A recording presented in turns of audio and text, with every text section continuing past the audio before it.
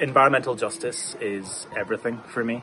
It's our human rights laws, it's our employment laws, it's our consumer rights. Without environmental justice, we don't really have anything.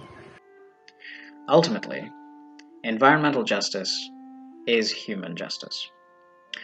We are part and parcel of the environment.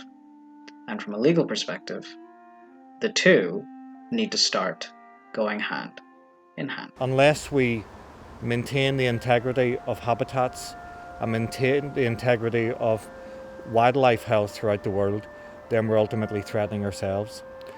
So environmental justice really demands that each of us look at our relationship with the environment and consider how we can build a more sustainable society. In terms of environmental justice, one of the characteristics of that is that it's a complex problem.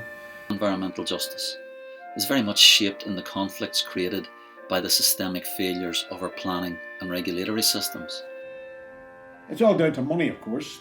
We live in a world that's structured so that profit ultimately is the only lawgiver.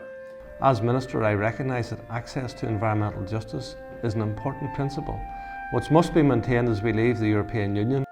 If you ever sat on a three-legged stool, you realise that without one of the legs, the whole thing doesn't work.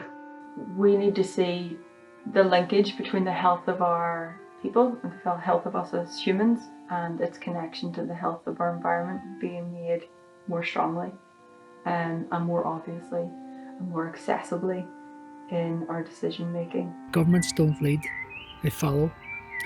That when people properly understand the existential threat to their lives, they act ahead of governments. A country marks a commons of earth and elements, a shared ecology of lands and waters, and culture too. My priority would be to ensure that environmental regulators and decision makers are better equipped for the job they have to do. The single most important reform that decision makers can make is to ensure that arrangements are in place to ensure that independent policy advice is brought to the heart of policy making that affects the environment.